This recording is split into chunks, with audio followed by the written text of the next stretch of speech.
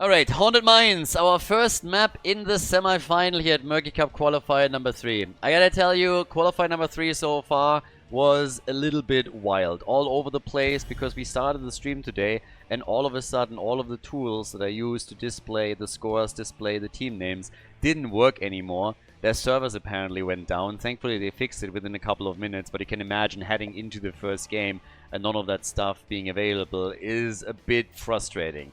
So now we are in the next series. We had a bit of a wild quarter-final where things escalated very quickly, but we have Team Ash now going up against the Enjoyers. And this is also, with the semifinals, the first round where the teams can get bounties. So in case you're a little bit unfamiliar with how this works, we have in total $2,000 of prize money for the Murky Cup. Big shout out to I Can't Wait. He's the one making the entire tournament possible here, and without him we wouldn't have the Murky Cup. The man is also a big Murky fan, hence the name, and we have a bit of a twist to the bounty pool because of that. But once again, big shout out to him. He makes this possible, and it's always awesome to see people, you know, within the community step up to support the competitive scene. So yeah, definitely thumbs up here. Now, the $2,000 that we have as a prize pool are actually being split. So you have $1,000 that goes straight to the top teams within the tournament, just like any other tournament. And then we have a bounty pool. So we have $1,000 in a bounty pool. And bounties are handicaps that you can give your own team, as you can see here, to make the game a little bit more interesting for the audience, but also more difficult for you to win. If you lock a bounty in, if you complete one, you get a ticket for that pool. And at the end of the tournament, we are looking at every team, we're looking how many bounties they completed, how many tickets they have, how many bounties were completed in total, and then according to that, you get a share of that bounty pool of those $1,000 that are in there.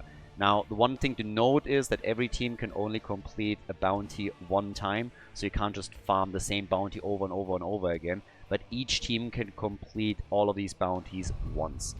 And you can only complete one bounty within a single map. So if you're playing, let's say, Shogal, but also 3 healers, you have to decide which one of the bounties you want to complete. And we had a lot of teams actually that were farming bounties more so than anything else, that really went all out. Specifically, when we're talking about Exodia stack, they locked a lot of bounties in.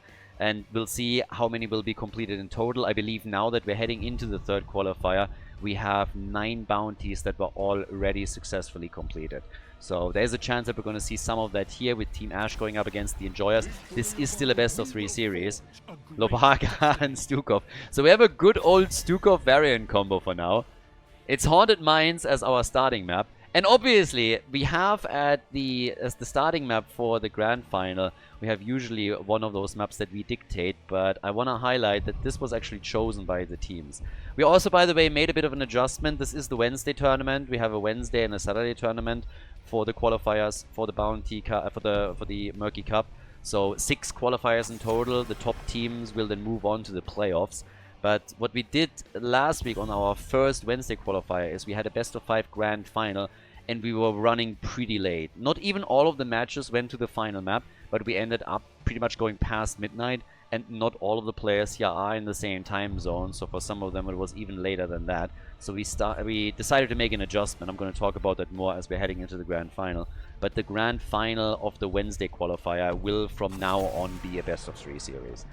Just makes more sense because we can't start too late. People are coming back from work, and therefore we don't want to run it too late. People have to go to work the next day, and we don't want to have some teams play until deep in the night. So all best of 3s on the Wednesday qualifiers. The Saturday qualifiers stay exactly the same.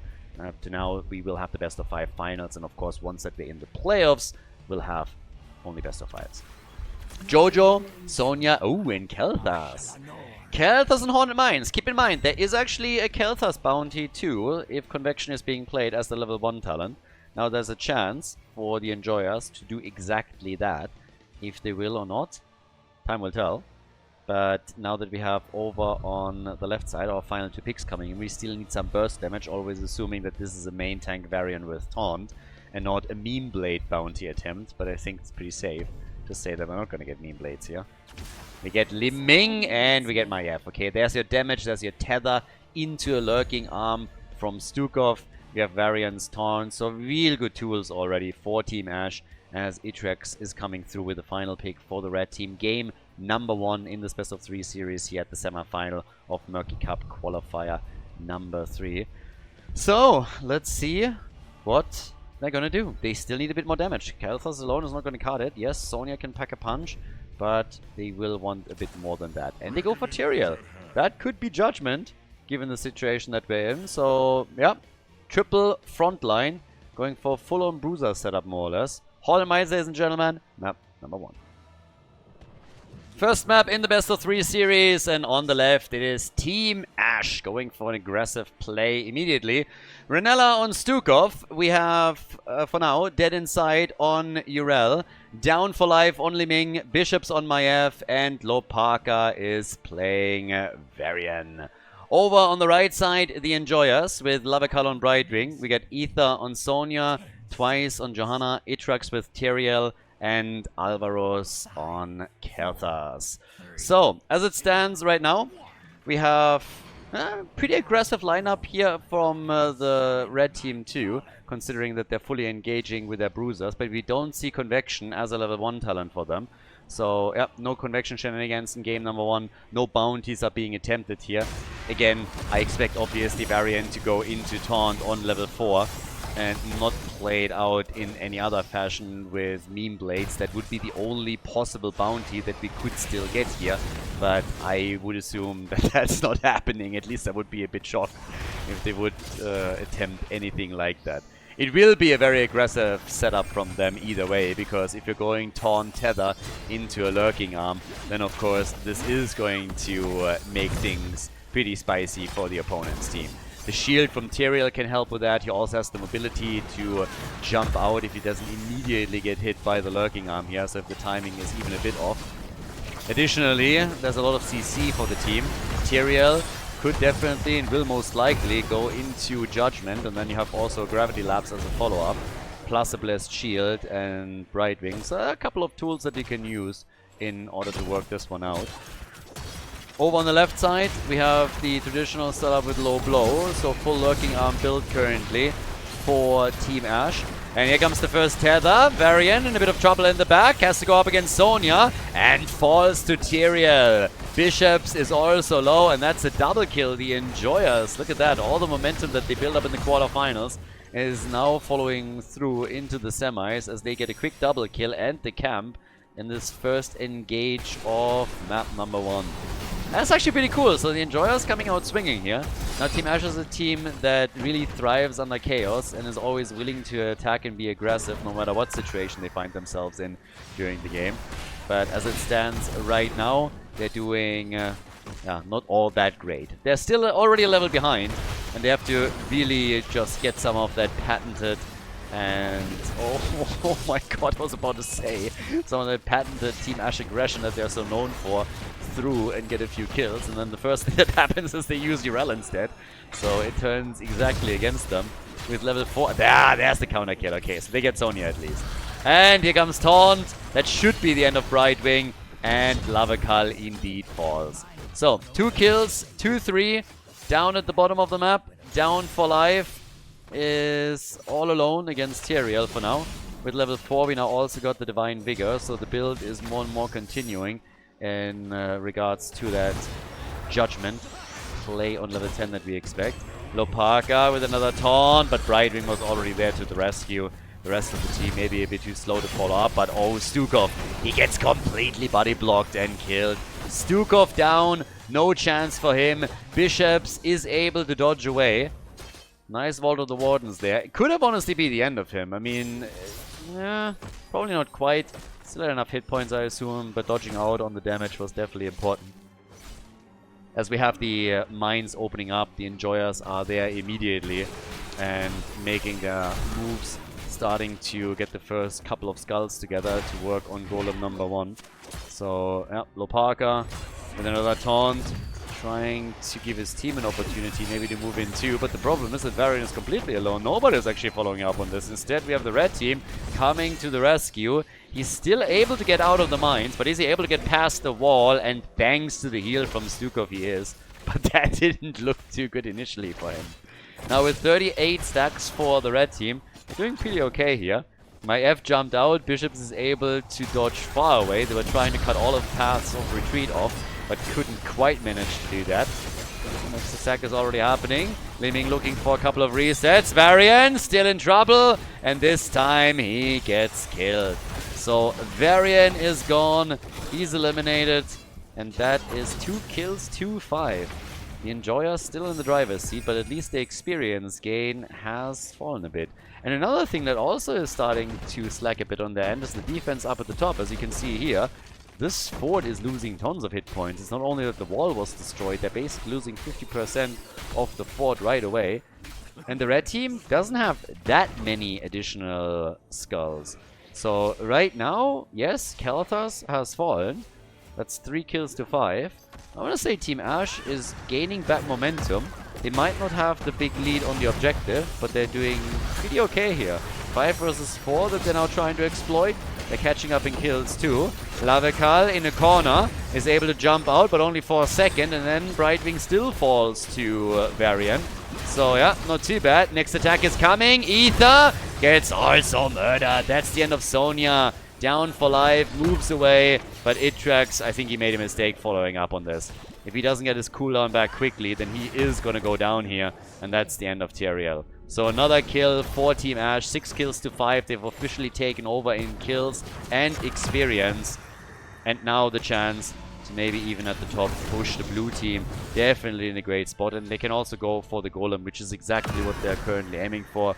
So it's time for them to lock the Golem in. Try to get those additional skulls, which shouldn't really be a problem for them.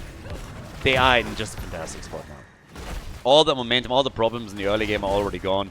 Now they're in the driver's seat. They have taken over in every single metric that exists here.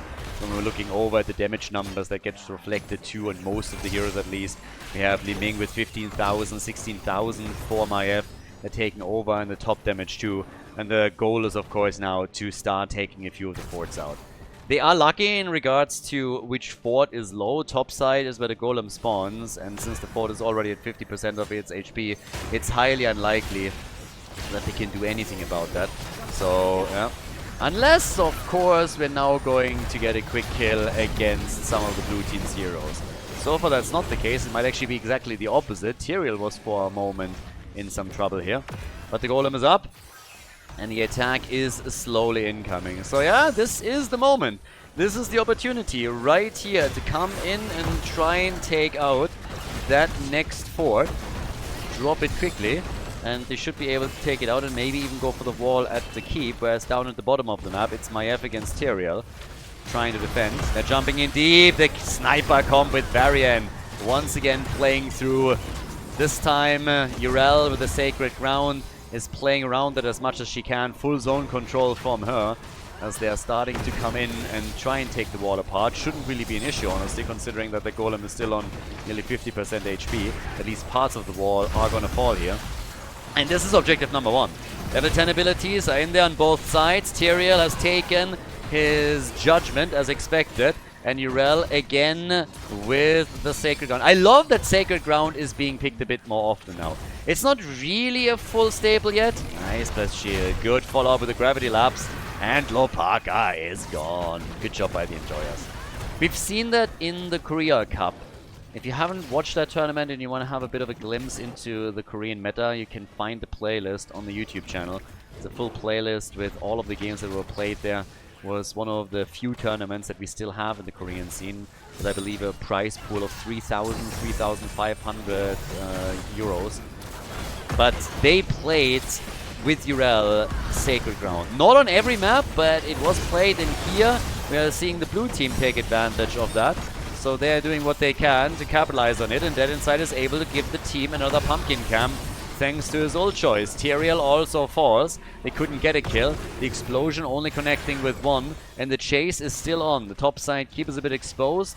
But with 7 kills to 6 and only a small lead in experience, the blue team decides that they're better off just going for the next mercenary camp. And just play that out there. Down at the bottom, at the lane itself, you have Yrel already pushing things out. Idea is of course also to grab the early level 13 right now. And Varian is still getting aggressive at the top. it is a sniper comp at the end of the day. I mean, what you're really trying to do is use your taunt and use your lurking arm, also the tether from IF, to get heroes into trouble. The issue simply is that they went a bit too far themselves, and Renella is the one that might fall because of it. He's able to dodge out on some of the damage and escape, but this was a bit too close for comfort. Now Li Ming has joined the fight, and that's where now the damage is going to come from. Half a level to 13 for the blue team, as the next set of skulls in the lower mines has been announced officially, so they can make the next play there. But yeah, who's going to be the first? Oh, Sonya's coming down straight into the arms of Varian, who's playing the mine game, up and down, in and out, as they're trying to go for the next kill. So yeah, and here they go again. Sonya is just playing the game the entire time here. In, out, in, kind of mistaking the mine shaft for sex or something. Like, I'm not quite sure what's going on here. But she goes down, gets absolutely murdered, popped within a second. 8 kills to 6, and now they have the level 13 talent advantage.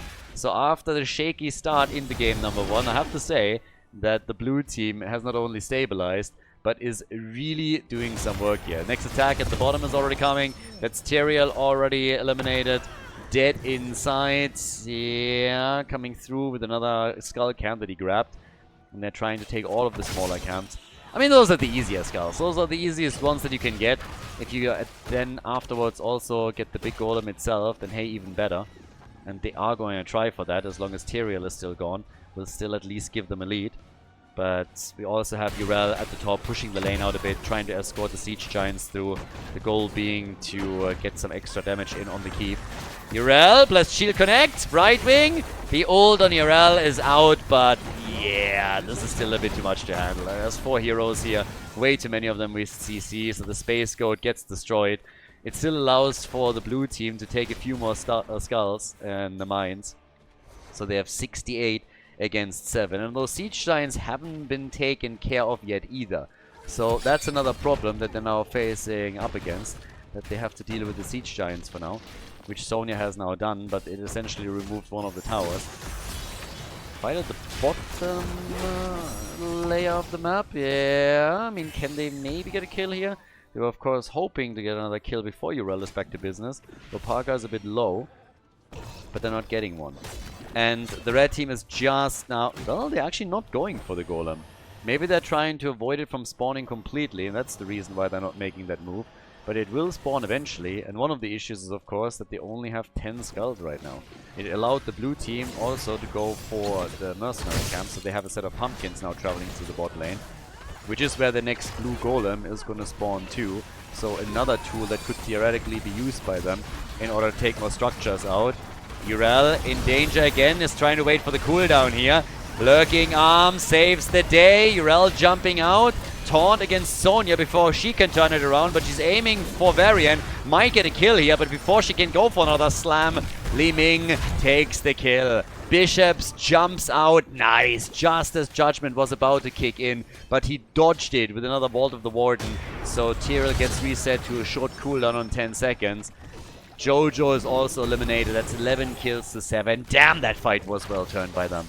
They looked like they would lose it. First it was Varian that nearly got killed by Sonya, but the Nexus Eminem gets eliminated. And then we have Jojo killed a moment later. Also really good timing from Nayef as she escaped from Tyrael's ult, which now comes through again. And Li Ming is still able to escape. That's insane.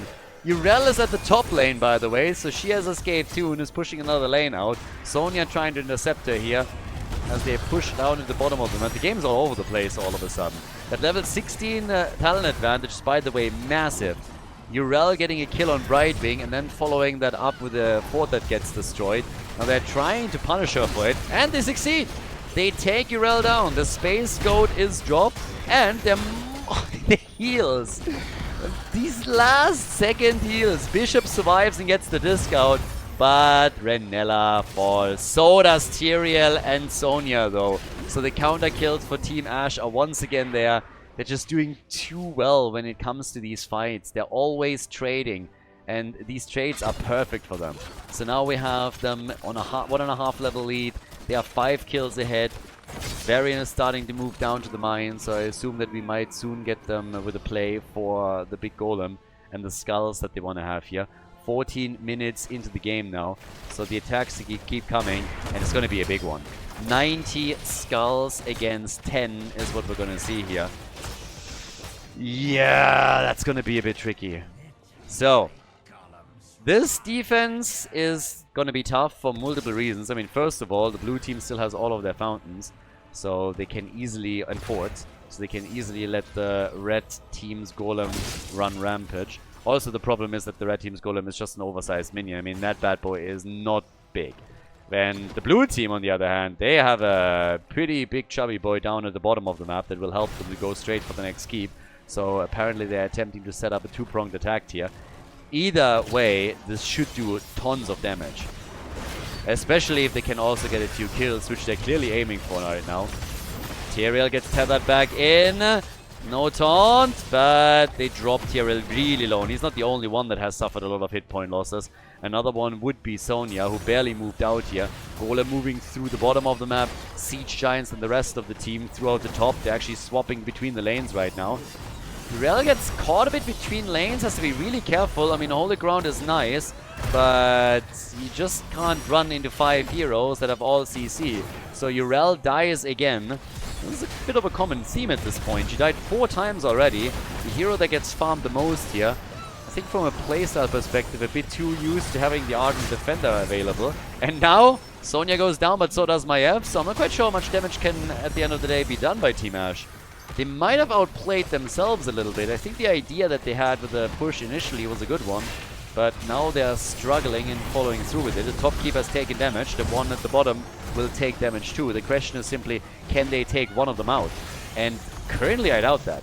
They only have 3 heroes still standing here, and that's not going to be enough. So they damage both of the keeps, but they destroy none of them. That's tricky. They can still fall back and grab themselves a couple of mercenary camps, but this was a situation in which they were clearly hoping to try and take the opponent's keep out. At least one. They went for a double setup on the lanes in the hopes to maybe even get more than only one. But things are currently not quite working out that way. Still ahead. Still leading by more than a level, having the lead in kills too. But the problem, again, still being that that last opportunity did not work out for them. Both keeps are low though, so if they are winning a team fight, they can probably go and drop both of them without any big issues. The sniper composition that they're playing overall still working for them. Level 20 is going to kick in next. We're now looking at Lopaka. Oh, Judgment coming in as they're trying to get the kill here. And Lopaka also moving back out. We have Bishops trying for the next tether here. The red team is certainly trying to fight this before level 20 is available. But Yrel gets the Holy Ground out. Well, they're starting to make the next move. I keep calling it Holy Ground. It's Sacred Ground, obviously. It's not quite Tyrael. We have Tyrael in the game, but it's not the same thing. So, yep, as is. We have... the hit on Sonya, and she goes down again. How many times did Sonya die? She died 7 times! Damn, somebody's going for the double digits here, if you ask me. Look at that. They're massively low on mana too, by the way. And while they're retreating to top of their mana pool, the blue team is taking the window and comes in straight for the keep, takes it down. Top side, lots of minions that have to be destroyed. Thankfully they're running Jojo here, so that's not going to be a big problem. But the blue team is still willing to fight here, and for good reason, of course. They are about to get their Storm Talents, and with level 20, they will easily be able to siege up here if they want, or they can drop down into the mines again to get themselves another golem. But the attack is coming. Phoenix is already out. They're trying to go for Bishops. The tether is ready. Bishops! And Judgment eliminates Maiev. It's a 4 versus 4, as Johanna has also fallen, so they at least got 1 kill. Blue team decides that even with Storm Talents, it's time to fall back now. Go down into the mines and try and get themselves another big golem that could help them to go for the next keep and potentially a core. So yep, the attack is slowly coming together. Blue team more so interested in getting themselves a few additional skulls. Experience point. Skulls too. That's material comes into play in the bottom of the mines. But he's the one that has the mobility on the team. So he's just trying to do what he can while not exposing himself to, not indecently, just in general, to Varian. Yeah, Varian comes around the corner. Tyrael would immediately move back. If he gets taunted and the lurking arm kicks in, he is gone. And he knows it here. So, still, they're going to get level 20. We have 54 stacks already for the blue team. So they are ahead. They will at least get away with a 50% golem, but the idea would be to get a bit more than that. They can't leverage their level 20 any longer though. That's possibly the downside here for them. Level 20 is now ready for the opponent.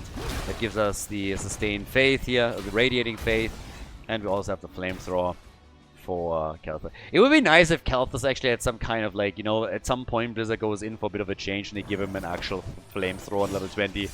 That would be kind of funny. Play with it a bit. Yeah, so far so good. Again, Sacred Ground is out, but Urel is still dead. Urel doesn't make it. Blue team, again, once that they realized what was going on, moved down into the mines, and they have another 90% golem that they can use, this time spawning at the top lane. That keep obviously is also in trouble, which means that very likely the final keep is going to remove. And I gotta highlight again, there's not a single structure, not a single major structure that has been destroyed yet on the side of Team Ash. They are able to just hold on to all of their infrastructure here. We have Li Ming, the only hero in the entire game that hasn't died yet, on 95,000 damage, far eclipsing everyone else. Second highest damage dealer is Tyrael, with his damage build and also Judgment that he's using. 17 kills to 13, so 30 kills in total. And once again, they're ignoring the golem of the red team. And for good reason. Again, look at this. This is pathetic. The catapult is basically bigger. At the top, this is where the real party is now starting off. This is where the real fight happens. They're trying to force it past them. Sustained Faith is in. Stukov down. Nice action from the Enjoyers. I like it. Heavy aggression that leads to a kill against the healer. The Golem, on the other hand, is just barreling away at the hit points of the keep and will take the whole thing down. So decent defense. They at least ensure they're not losing the game right now, but they're still suffering some losses. That was inevitable, and the final structure falls, which means that there are no fountains left on the map anymore for the red team. The Enjoyers, they do not have fallback options anymore past the core itself. They still can turn the game, I guess, but it's going to be really, really tough. They need to win the team fights from here on out. They need to win the objective. All things that they can at least theoretically accomplish. But since we already are now moving in to the 22-minute mark, it means that once that we have catapults on these lanes pushing for the core, it's most likely also going to be Winion time. So that is a reality that they have to face off. It's a 2-lane map that makes things, I suppose, a little bit easier when you're trying to defend. But let's not forget that they don't run a proper global. They're Brightwing, who can help out in a situation like this, but doesn't have the traditional wave clear that you associate with a hero like the Haka or Falstad that would allow you to push out these lanes. And, in addition, we have had camp after camp taken by their opponents. If you look at the Mercenary experience again, there's a huge favorite here. But the fight, that is what can win the red team this game. What can make that turnaround happen. They go for Urel. She tries to dodge down into the mines. The fight at the top still continues with another blessed shield thrown out by Jojo. And it ends with Stukov dying. Johanna has also fallen though, so Stukov's not the only one.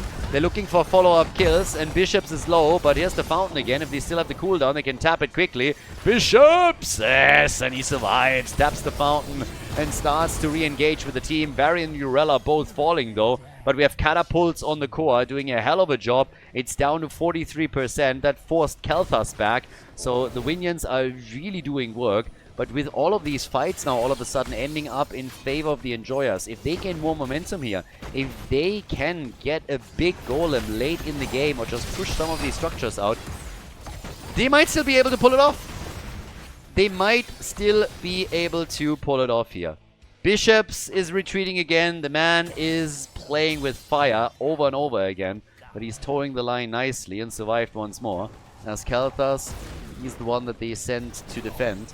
And that's exactly what he's currently doing here. So another set of catapults that he had to eliminate. The skulls have spawned, and this is where Ether and Lavakal are moving in. Taking another camp out quickly. And they will likely get the big golem this time. Varian is still down for another 5, so is Urel. So they will get pretty much all of the small camps here. That's at least the game plan. And then we'll see how much more they are able to pull off with the next golem.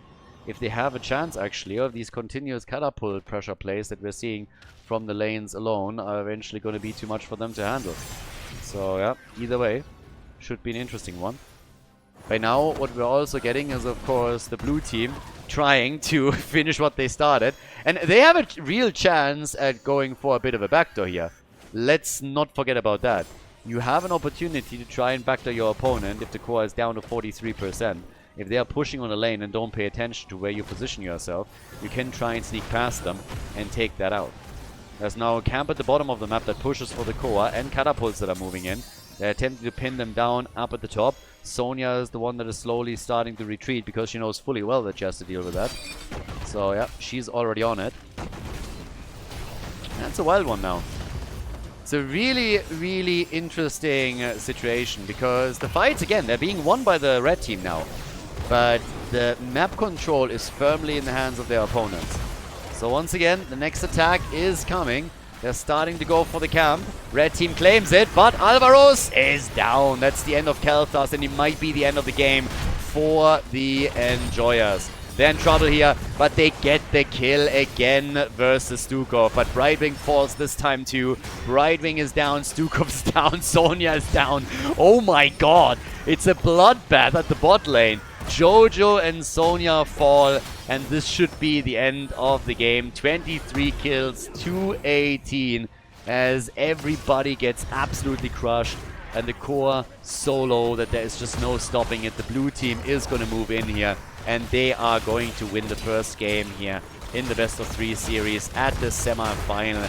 Great play by Team Ash and a well-deserved victory on our first map, Haunted Mines. An absolute banger of an opening map here. GG and well played. Before we head into game number 2, make sure that you subscribe to the channel if you haven't done it yet so you don't miss out on any future content here on Khaldor TV. Map number 2, Garden of Terror. Team Ash with the lead against the Enjoyers. Not a big one, I gotta say. They did well, don't get me wrong.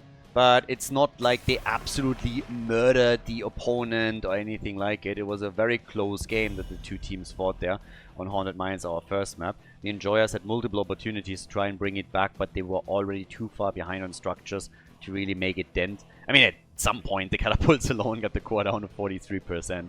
If you're in that spot, it's tough to start a comeback. Now, Sylvanas is banned out first, as we're heading into Garden. Quick reminder, we have for the Murky Cup also the rule that you cannot play a hero more than once within a series. That goes for both teams, so heroes that you've seen on the previous map cannot be played again. So still a rule here, every single hero that you see, you will only see once within a series. Bit of a compromise to make sure that, you know, not the same, that you don't see Blaze picked every single game, that you don't see Hans or Genji all the time. So, yeah. Rhaegar banned, and we have also Hanzo taken out.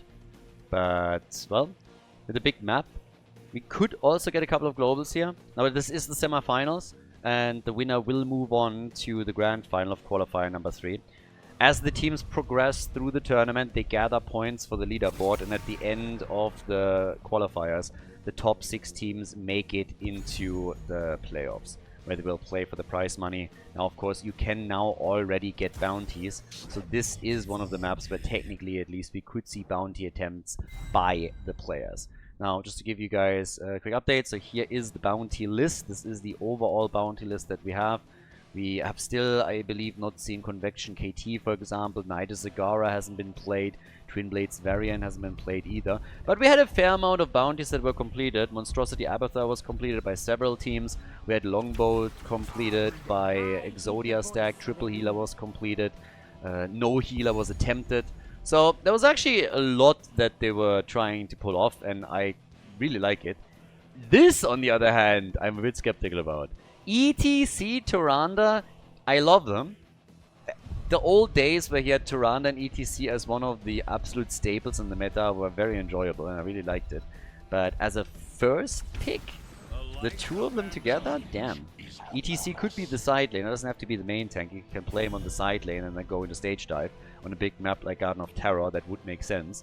But I am, yeah, pretty interesting. Side lane or main tank? We'll see. But that power slide into Tyrande, Hunter's Mark plus stun is obviously real nice when you have a damage follow-up. We have Diablo and Dehaka on the other side, plus Uther. So kind of expecting somebody to go for, let's say, Greymane, for example. And I believe Hogger has also... Hogger should still be available too, unless I'm crazy, right? So, that he made it this far into the draft and hasn't been picked yet, or banned, is interesting. They're getting rid of Falstad, so want to avoid too many globals. But it actually seems like we will get a stage dive ATC. I feel that we're going to get another tank for them. Get a bit more, you know, stuns in. Could go for triple front line even, if they wanted to, depending on the damage dealer. But yeah, Team Ash. Renella can of course also interrupt channels on the seed, which is really nice. One of the good things about having Tyrande in your lineup. We get Vala and we get Lucio. Double support. An interesting double support. Very interesting double support. And that limits the options a bit more for ETC. But with auto attacks being very likely on Vala, now we have a Hunter's Mark in addition to that. And this could be pretty cool. So Lucio Tyrande to take care of Vala. You got ETC. Still possible as a side laner and then the final pick. But it's not quite what I expected from them. It's kind of cool though. And then on the other side for the red team, for the Enjoyers, they are hoping to get back into the series in Falls game number 3. We're getting a double support as well. Uther Deckard plus Sergeant Hammer. Alright. Double support Sergeant Hammer for the Enjoyers. And last but not least now, the final pick for the blue team on Garden of Terror, our second map, which is incidentally also, of course, the first match point for Team Ash. So, a map where they have an opportunity to move on to the grand final. Well, Lopaka. Alexstrasza! We're getting a triple heal. They're going for a bounty. Triple heal bounty attempt by Team Ash with Vala auto attack style. Totally game. Let's go. Garden of Terror, ladies and gentlemen. Map number 2. Game number 2. It's a bounty attempt by Team Ash. We have Ranger for Tyrande on level 1. The triple heal for the blue team with Vala as the sole damage dealer. And of course, Renella and Tyrande down for life on Vala. We got Bishops and Lucio. Lopaka on Alexstrasza and Dead Inside on ETC. So, they're trying to get a bounty ticket, whereas the Enjoyers are just trying to win the game. Lavakar on Deckard Cain. We got Ether on Dehaka. Itrax is playing Uther. We got Alvaros on Sergeant Hammer, and Twice is playing Diablo. And, of course, now with Vala being back, let's see what we get. Money pick. Already riding into battle in style. I mean, the strategy is obviously very clear. The strategy is get Vala to kill everything. That's it. That's the strategy. Keep Vala alive and let her kill everything. So it's pretty simple. It's a pretty simple strategy. The question is simply, is it going to work out for them? ETC is over at the top. I still expect him to go stage dive, to be absolutely honest with you, given the circumstances that they find themselves in. So he doesn't have to go for Mosh Pit. There's also quite a few interrupts on the other side. So it's a bit unlikely that they're going to get big value out of it. I think Down for Life with Vala could try and use Sergeant Hammer in the early game at least to get some decent stacks together for himself. Having up at the top, Dead Inside now going one-on-one against Dehaka. And yeah, it's curious. Vala will have to absolutely crush this. Now, the sustain is there.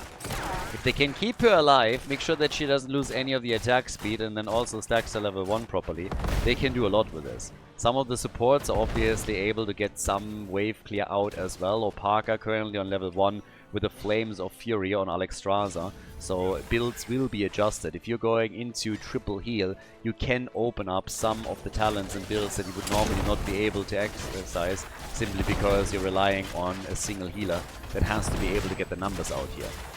With this said and done, there's already the early game aggression. Vala's obviously scaling as the game continues, so the red team is currently attempting to capitalize on that a little bit by using the early game to steal some of the camps away and invade as much as they can. Especially since they know that ETC is still at the top lane, so the camp gets stolen. And I really like that. They know about the strengths of the opponent's composition, they know about the weaknesses, and they're immediately trying to exploit them. Siege up, steal the camp, make sure that you're targeting the first few structures, take the wall out here. So push where there's mush. And they have a chance in the early stages to make their moves. And that's exactly what we're seeing right now. Level 4 is kicking in for both of the teams. Vala, of course, very interested in stacking her level 1 as quickly as she can. And if Diablo is just moving forward like that, she is going to get decent stacks together. We're having her on 24 stacks right now. They're trying to push this one out. ETC is on his way now too. But we'll see how the mid game is going to look for the red team. Currently, they are the ones in the driver's seat. They have the normal composition that at least in the early game is definitely going to be a bit stronger. The blue team fights around a couple of the cooldowns. In this case, it's Dragon Queen that we're getting for Alexstrasza. So I have to stop the bleeding a little bit. But Down for Life is still working in the auto attacks as best as he can. Needs to stay from Diablo a bit as he's looking for another stun. But he's actually getting some decent stacks in. That's the first quest reward about to be unlocked. There it is. So some extra damage for Vala already. And Down for Life still dancing around the red team, always trying to stay outside of the range of Sergeant Hammer to not incur even more damage here. But that's a very early first reward on the level 1 stack talent without having died even once yet. So yeah, not too shabby. First seed is now up as well. I don't think that there's a chance for the blue team to actually claim this one. If they can delay it a bit, it would probably be quite nice. But they will need Vala to get a bit stronger with all of this. And that's exactly what we're talking about right now. But working into Sergeant Hammer is always tricky. And again, a little caveat here, we don't even have a level 7 talent on board yet. So there's no mobility on Sergeant Hammer once that siege mode is activated. So there's the stun and also the Hunter's Mark. 66 stacks for Vala. Late game could be great for them. This could be a great late game for the blue team. They want to go for a bounty. They are not just happy with winning the series. They want to get more than that. And again, bounties are worth quite a lot, especially at the beginning. There's not a lot of bounties completed yet. If this bounty gets completed, I believe it's the 10th bounty in the tournament. Meaning every bounty would be worth $100. But, oh my god! Was she in 6 hit points at, occasionally here? Did I read that correctly? She was very low. Let's take another look at that real quickly. I think she was at times down to single-digit hit points. Vala gets attacked, gets healed, all the heals are coming out, barely getting out on this one. And yeah, that was clutch. Nearly falling. That was really something. But she is sitting at 89 stacks on level 1. And again, I have to highlight how early in the game we are. Even getting the kill against Diablo now. We're only 5 minutes in. And she is at 95 stacks. That is pretty impressive. 95 stacks at this moment, that's strong. That is very strong. If she can maintain her auto attack stacks from the Gambit talent, at least not die too often. If she dies only once or twice, that's still fine. But if she can maintain that and stack as quickly as she currently does, then the late game could become very tricky for specifically Diablo, who's of course going to suffer up at the front. So level 7 talents are now ready, and that's specifically for Sergeant Hammer. It's going to be a big relief. It was already a problem for the blue team to deal with her when she didn't have her mobility, thanks to the hover siege mode. But now we have that unlocked too, so things will get even more complicated for the team in blue from here on out. And you can see that at the bottom of the map. Vala! This time she's going to die, isn't she? No! The heals are there! They are late, but they are there. They get the heals. Vala is still alive. That's the next quest unlocked. She's on 2 stacks now on her level 1. On her, sorry, on her, yeah. Ooh.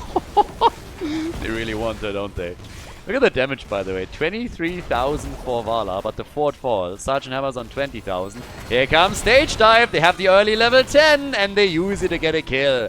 Stage Dive into a power slide, and that is another kill. The perfect timing. This is how you use a window of opportunity right there. Look at it. Level 10 kicks in. Stage Dive is immediately being used. There's the power slide, and then they easily take Sergeant Hammer out. Second kill, extend the lead in experience a bit. Structurally, they have fallen behind. Still an interrupt happening up at the top as the red team is looking for the second seed. Now, Tyrande can help to delay this further. But so far, so good. I think for both teams, the game is currently roughly flowing as expected. The blue team is happy that Vala hasn't fallen yet, that she's stacking. They're not so happy about losing the fort. This is where the red team is doing exactly what they need to do, and they're also focusing on the objective. Nice! The hits! Oh my god! How are they keeping Vala alive in these situations? No! Down for life, gets out barely. Walked back into the range of the lightning breath and nearly fell. Damn, they're playing a risky game here. I mean, it's working out for them so far. They also prevented the red team from getting the next seed. But, whew! Stage Dive is back, by the way. So ETC can move towards the top. Still playing with the Haka down at the bottom of the map, at least for now. And there's the second seed already taken. But we're now on level 11. So 16 and 20, those are the big talents for Vala when she unlocks Manticore and Firefly Quiver, which gives her a lot more safety. She's still getting tons and tons of stacks now from just hitting those auto attacks the entire time. I mean, it is a brawl-heavy game. We haven't seen a lot of kills yet, but it also comes because we have 5 healers in the game. 5 healers in total, so there's tons of sustain on both sides that's being used here. It's easy to forget that the red team is also running 2 healers, considering that we are looking at one team that plays a triple heal. That obviously soaks up a lot of the attention, but that's still the case here. Now, the next seed spawns, and the spawn position couldn't be any better for the red team. Much more towards their own side, so Garden Terrors are a possibility here. And that is where things will get very dangerous for the blue team, because they're already losing structures as is. If then you put Garden Terrors into that mix, it's gonna get even worse. There's the kill. Vala is finally down. This time they got her. That's the first 5% of the attack speed removed. But they get a counter kill on Uther at least.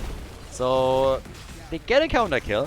That helps a bit with the situation right now, because with Vala gone, that's the main source of damage eliminated. One kill against Vala is not going to be enough to win the game for the red team, but I think currently it's quite clear that they are the ones that are doing a lot better. The funny thing is that now that Vala is gone, they're all of a sudden able to get more kills.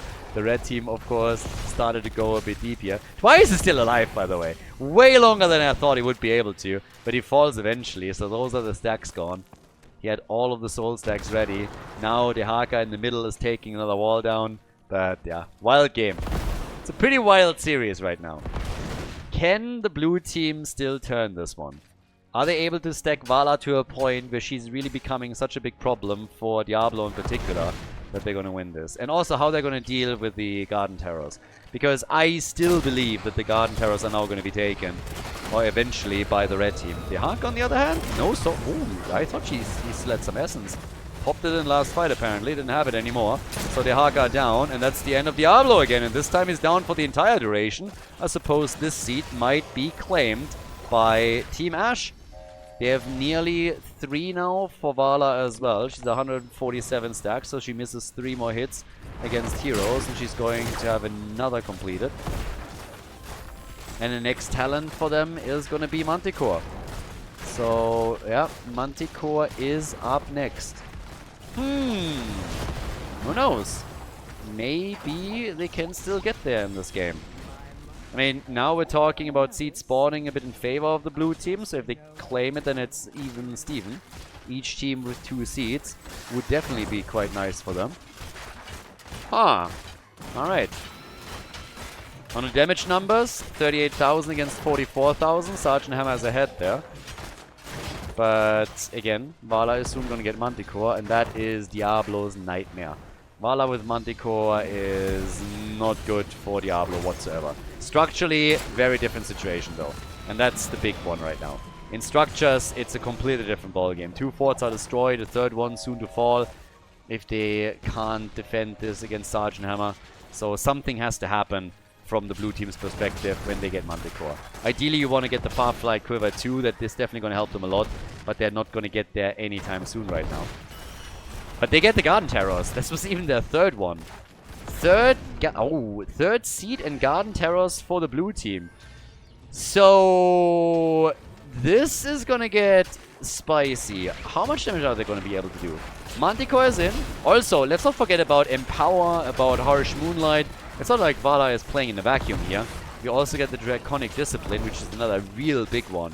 Just the duration increase is big, and that can really help them to execute a proper push in one of the big team fights for Alexstrasza to reign supreme here.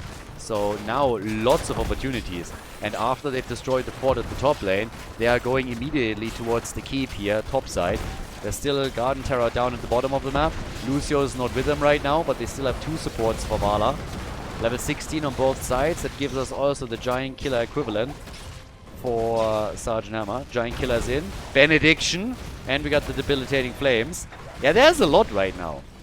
There is really a lot that they have on level 16, which will give them big power spikes too.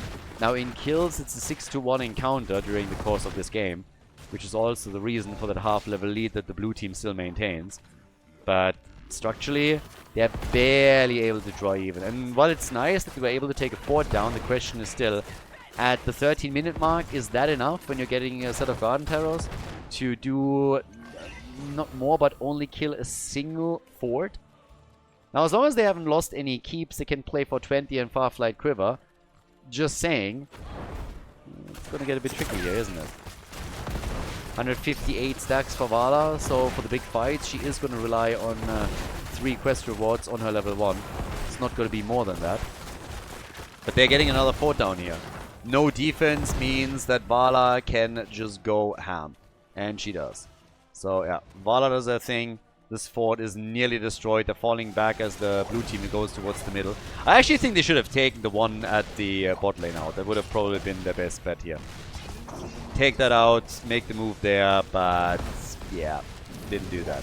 So now they have to deal with the consequences here in the middle, as they're hoping to save the fort, but obviously that's not a thing. So that fort's down. Dehaka at the top. He's a bit alone. I'm not quite sure if they're going to get the defense in time. Lucio is helping. Yep, Ether is low, very low. Doesn't fall though, and now Vala can go for, well, maybe can go for Diablo. Not quite yet. The attack is coming through though. We need Vala to really murder the frontliners. And she does good damage, but I'm not sure if it's going to be enough for them. Stage dive from ETC is already out. Divine Shield on Diablo to save the day. Next attack is coming. Uther, Deckard Kane, trying to keep everybody alive. The two of them working with their ults as best as they can. But now it's time for Dehaka to die, I'd say. Dehaka, he's finally gone. Dehaka is gone. They're following up on the rest of them. Vala is chasing Sergeant Hammer and Uther at the top, but had to retreat too. Still not the best survivability for her. If they get level 20 and she has the range increase, the situation looks a bit different. But they're at least able to take Uther out, I guess. So Atrax, he might be able to get himself another heal, but that's then the end of the road. So 8 kills to 1. And as the death timers increase, this is also going to give them a bit more momentum. So these attacks that we're seeing here are actually doing pretty okay for them. They're getting more heroes eliminated, the death timers are rising, more time alone on the map where they can take camps, where they can push lanes out, where they can take themselves a few more seats to ensure that the opponent doesn't get any, and also to ensure that they themselves might get another set of Garden Terrors that is helping them to take structures out. So, Team Ash, can they do it? I mean, they certainly are trying, and with the fort at the bot lane destroyed, the only one that is still standing for the Enjoyers is the one in the middle, which is the current target. So, yeah, another one to drop. But Sergeant Hammer is ready for defense, so not so fast. But it's still a spicy one. Vala's now 55,000 damage. Tyrande, by the way, 41,000 for our girl. The Karen of the Storm with the green hair. 41k. Not bad. Not too shabby. Those owls are hitting hard at this point. Now, with the next seed popping up, would be the second one for the red team. And he has level 20. Now things get interesting. Now we have Firefly Quiver. And we have also the Ancient Flame. Plus, in addition to that, let's not forget about Crowd Pleaser. That was a big tool for them in the last few team fights already. And they can capitalize on it even further, given the situation that they're in right now. So, yeah, this might actually get really interesting here. Because now those team fights are even more dangerous for the Enjoyers. And while the Enjoyers overall have done a pretty good job, they are still going to have a tough time dealing with the team fight potential that we are getting from Team Ash. So I'm currently not certain what can be done by the red team anymore. Their job was to push early on, and they did. But they didn't get enough kills against Vala. They didn't get enough structures destroyed. Here's the ult from Lucio. They ult, all the buttons are being pressed, but look at Diablo. He's dropping and the Divine Shield saves him as the last chance encounter here. Vala also a bit low, but she has 3 healers behind her, and that hyper carry status that she needs is completely being fulfilled. Another jump, and Lucio goes down. Nicely done. The Enjoyers with a kill. Alexstrasza with the Dragon Queen. Vala on 247 stacks. She's about to close in on another quest reward and is getting the full shebang here. She only died once over the course of the game. And now with Firefly Quiver, you can really see that they're doing solid work here, forcing the opponent back. But that kill against Lucio was quite something. Now, top side, that's another problem. Siege Giants and Catapults are now moving in. Red team will have to retreat with at least a few of their heroes. They're trying to also get the seed. And Tyrande with another little smooch as Lavekal gets interrupted. Dehaka's defending all the way up at the top. A little bit of damage has been done to the keep, but not too much. Suffering the loss of Lucio in that last fight was a problem, though. So, yeah. Well, 20 now ready on both sides. It gives Uther, of course, redemption. We have the Ultra Capacitors. And Respect the Elderly. Down at the bottom of the map, ETC. Still in position for the team here. And the next seed is spawning. This would be Garden Terrors for the red team if the Enjoyers are going to get it. I have no idea why ETC is moving back. Okay, because he wants to move to the top lane. Didn't want to walk. Fair enough. Lazy bastard! That's a lazy cow right there. Full mana, full hit points. And he's just like, yeah, I don't feel like it. But, well, as he's up at the top, can always jump in. And this is actually a really nice position. If the opponent funnels in and you're dropping a stage dive there, you can do a lot with that. Dehaka is pushing those lanes out, and ETC has to mirror that as best as he can. This is currently what he's trying to do. Now, again, Vala needs 2 more hits, and she's done with the level 1 quest. The auto attacks from her are definitely hurting. They're doing tons of work. But, well, question is still, can they get the kills in this important stage of the game? Look at Uther coming in from the side. Diablo, they're making the play right now. And Lucio is dead again, but the counter kill potential. Uther is gone. He has redemption. Can they get a kill on Diablo before he's back? And the answer is with the power slide. They get both of them. The power slide is there and both of them fall. Deckard, Kane, and Diablo. It's a double kill. They're trying for more. They're forcing Sergeant Hammer back. Topside keep is losing hit points against the Catapult on the other hand, but I'm not sure if they can actually destroy it. So it's a 4 versus 4 right now. Diablo is back. He lost his soul stacks, but at least he's back to business. A lot weaker now in the health department than previously, but there's a chance now to still fight a more or less even battle. Catapult at the top has been taken out. So, at least for now, the blue team is not losing any additional hit points on the keep. They've also claimed the seed, which now puts the 2 teams in a position where the next seed would spawn Garden Terrors for both of them. So there's actually a chance that the next objective decides the game. This is getting wild. Can the blue team complete the bounty? Triple healer, yes or no? Funnily enough, Vala has not completed her quest yet. She has gotten another reward here. Damage output for her is at a 100,000. She's actually surpassed Sergeant Hammer. So Vala, with Firefly Quiver, with a nearly fully stacked level 1 talent, has now surpassed Sergeant Hammer in the damage department. I actually think I called earlier that she was a couple of hits away from completing the quest completely, but yeah, obviously not quite yet. But she's getting very dangerously close. So once again, the auto attacks are coming. Big hits! Good ult from Lucio. And Vala, look at that. One hit after another against Diablo. There comes the stage dive. Where's the power slide when you need it? Uther, low, very low. ETC is gone. Lucio is gone. And they can't get the kill against Uther. That's insane. What? Look at how low he is. Same is true for Diablo. Vala wants the kill, is following up, gets stopped by Deckard Cain for a second, tries to turn it instead onto Ether, and I guess the Haka falls. It's unbelievable to me, though, that they weren't able to kill either Uther or Diablo. Both of them were so low that it seemed impossible that both survived, and I think at least Uther only did because Deckard Cain stopped Vala for a second in her tracks. That would have been an utter disaster here. Diablo in the middle. I think they're going to accept the Garden Terrors here. That was a crazy fight. This might have decided the game. Garden Terrors are now in. That defense is going to be tough. They're going to lose keeps. I think they're going to lose keeps here. So this is going to be real tricky. Great coordination in that last fight from the Enjoyers. This could have easily been lost. Look at the kill count. 12 kills to 5. The situation there has not changed. It's still the blue team that does much better in these team fights overall, but that doesn't help you if you're losing the map, and that's what's currently going on. Can they somehow defend this? Stage dive ETC is back. Power slides out. Uther still alive.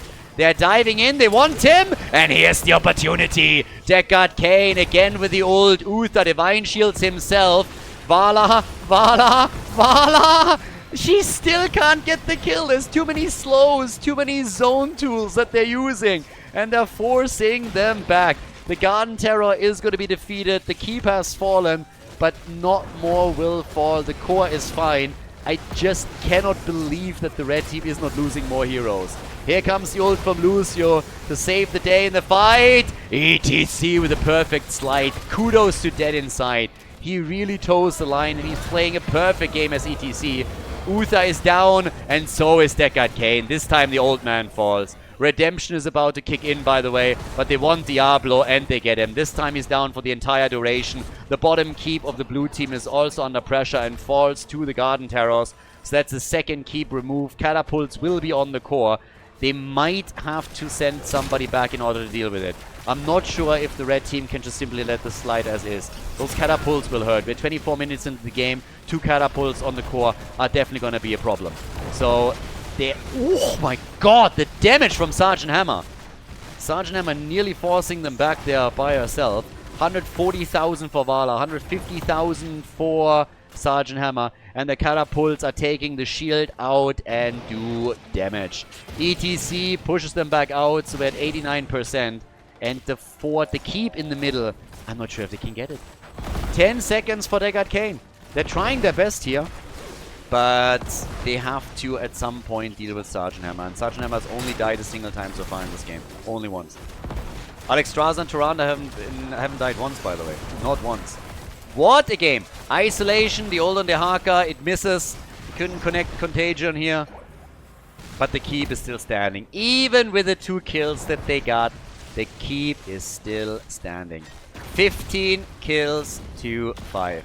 It's a perfect example of a game where kills, I don't want to say don't matter, but that kills aren't everything. Too many people are always freaking out when they are falling behind in the kills department. This is a very good example of where you can get kills, but sometimes it just doesn't help you enough. They need to fight. They need something. ETC! They put Uther into a corner. Again, Deckard fucking Cain stopping the kill from happening. Or does he?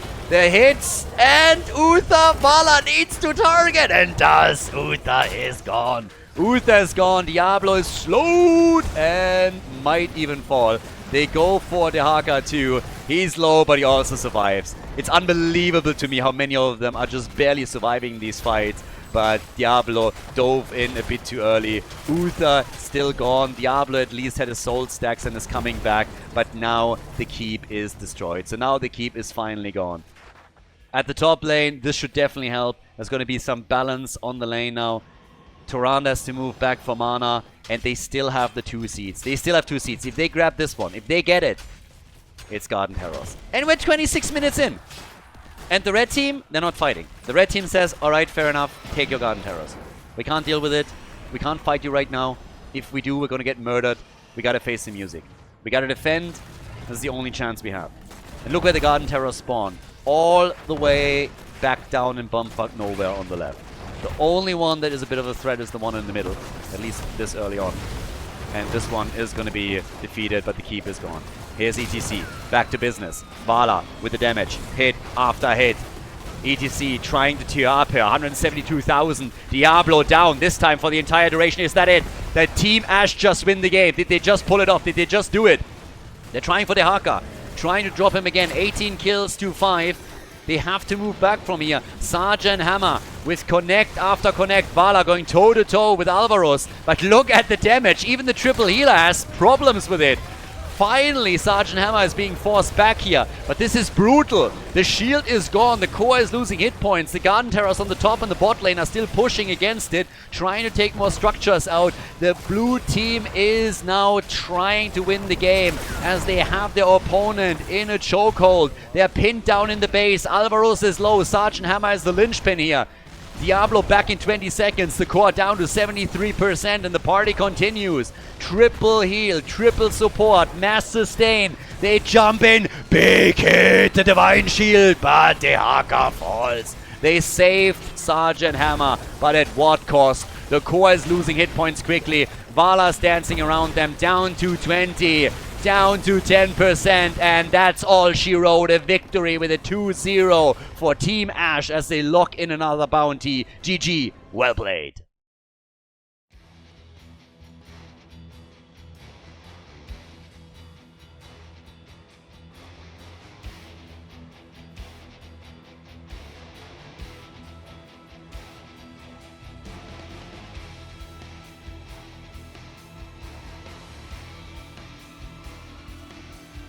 Thank you everybody for watching the video today. I hope that you enjoyed the show and the commentary. And keep in mind that the spoiler protection that is going to run for the rest of the video is made possible by all the support on patreon.com. So guys, if you want to support my work, if you want to help me start new projects and keep the spoiler protection in place, please consider heading over to patreon.com/Khaldor. There's also a link in the YouTube description, and check that out. Thanks in advance, and see you guys next time with more esports coverage here on Khaldor TV. Have a great day.